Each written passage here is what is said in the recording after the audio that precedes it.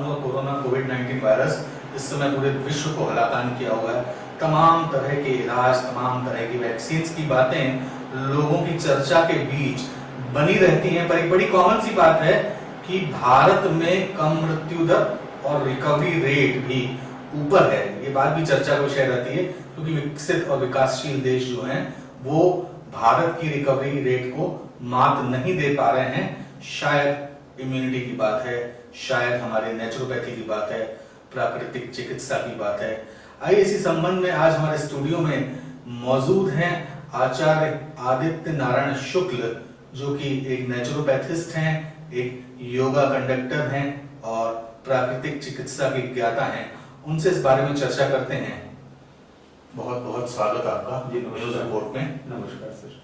सबसे पहले तो ये बताइए आचार्य जी कि भारत इस महामारी से खुद को कैसे बचाए?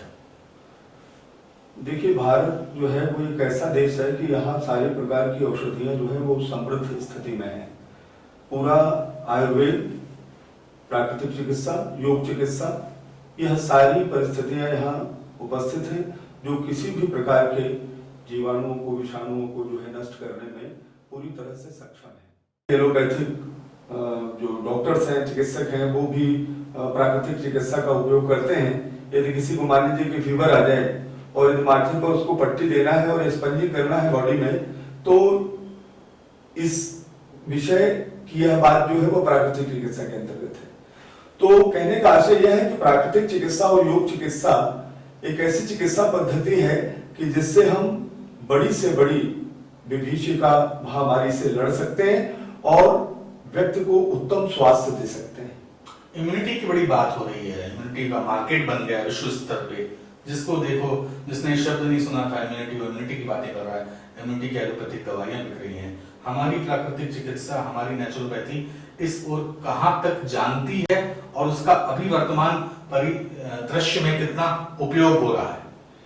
तो प्राकृतिक चिकित्सा तो जो है वो अपने आप में बहुत उपयोगी है और वर्तमान परिप्रेक्ष्य में तो जो है शासन भी इस बात को, जो कि स्वास्थ्य मंत्री जी ने भी काढ़े को जो है बहुत ज्यादा सराहा और कहा कि सभी को काढ़ा लेना चाहिए।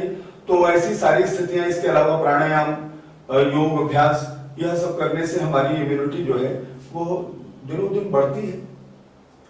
मतलब इसमें और क्या आपके दृष्टिकोण में बातें हैं कि भारत सरकार को या भारत में क्या एक प्रायोगिक तौर पे परिवर्तन करना चाहिए इस महामारी के रहते हुए और महामारी के बाद भी, ताकि हमारा जो भारतीय है एक स्वस्थ रूप से जीवन जी सके? देखिए, भारत सरकार जिस तरह से स्वच्छता अभियान चला रही है वैसे उसको स्वस्थता अभियान भी चलाना चाहिए।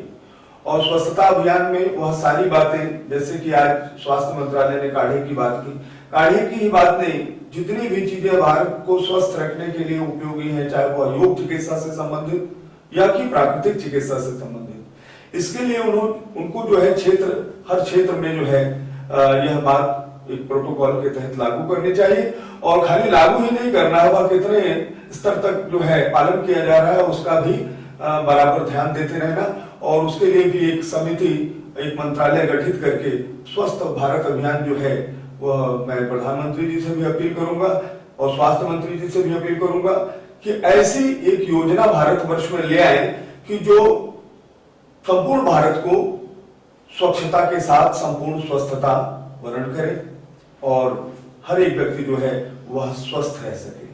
मतलब आपका कहने का अर्थ है कि जैसे कोविड-19 के दौरान डिस्टेंसिंग, मास्क का प्रोटोकॉल पालन भारत सरकार करवा रही है WHO की अनुशंसा पे, इसी तरह भारत जिन चीजों में समृद्ध है निरोगी रखने में खुद को, तो भारत सरकार को एक विशेष मंत्रालय बनाना चाहिए और उसकी एक निगरानी, एक रेगुलेटरी कमेटी और उस पर एक बजट पारित करना चाहिए ताकि हमारा भारतीय स्वच्छ रहे। जी जी बिल्कुल, जो है इस तरह से यदि गतिविधियां जो है हमारी सरकार करती है तो निसंदेह आप मानिए कि कोरोना ही नहीं, इससे बड़ी भी कोई महामारी यदि आती है विश्वव्यापी, तो उससे भी भारत हमारा लड़ने में पूर्णतः सक्षम और स्वस्थ रहेगा।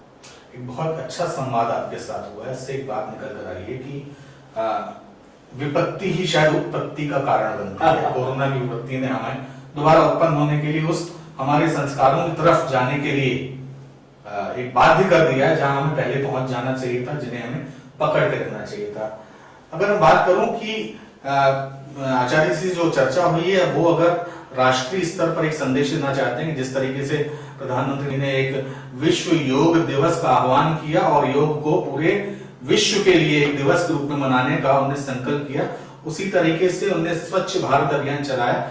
वैसा ही एक अभियान स्वस्थ भारत अभियान चलना चाहिए। उसके लिए जिस प्रकार भारत के घर घर में जल की पूर्ति हो तो जल शक्ति मंत्रालय बना है, उसी तरीके से स्वस्थ भारत अभियान जो कि प्राकृतिक चिकित्सा से जुड़ा हो, उसका भी एक मंत्रालय और एक सशक्त संगठित विभाग बनना चाहिए।